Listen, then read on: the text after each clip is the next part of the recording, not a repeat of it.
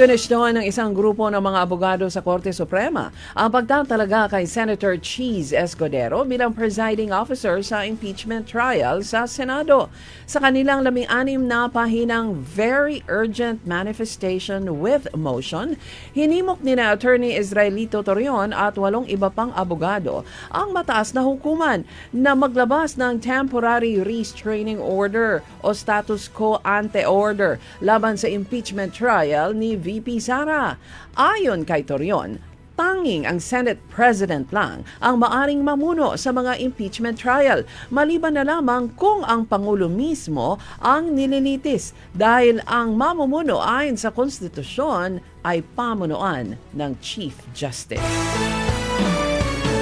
Nanindigan si Senate Impeachment Court Presiding Officer Senator Cheese Escudero na 16 na affirmative votes mula sa senator judges ang kailangan para ma-convict si Vice President Sara Duterte sa kanyang impeachment trial. Ginawa ni Escudero ang paglilinaw matapos na ilabas muli ni Senator Judge Panfilo Lacson ang tanong kung ang pahayag ba ni Escudero ay legal opinion o ruling ng impeachment court.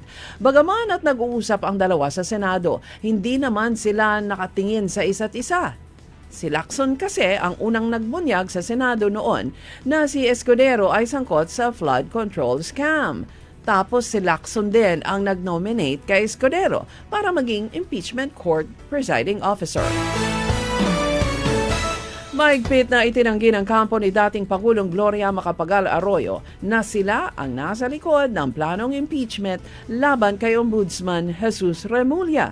Ayon sa abogado ng dating Pangulo na si Attorney Joseph Frianes na walang katotohanan ang pagkalat ng mga balita online. Ito ay gawa-gawa lamang at malinaw na naglalaman ng mapanirang impormasyon.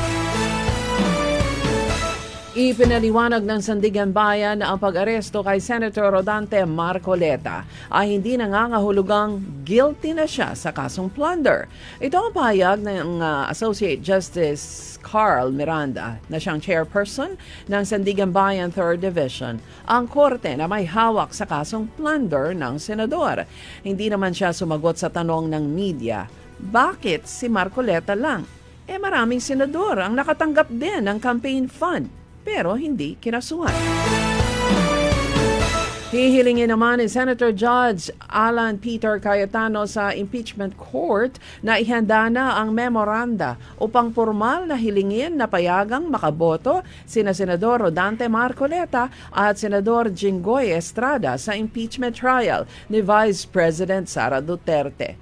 Ginawa ni Cayetano ang pahayag habang muling nabuhay kung ano ba talaga ang tamang bilang ng boto para ma-convict ang isang nasasakdal. Sinabi pa ni Cayetano na kung hindi papayagang makaboto sina Marcoleta at Estrada, maaari itong ituring bilang otomatikong boto para maabsweldo o ma-acquit ang respondent.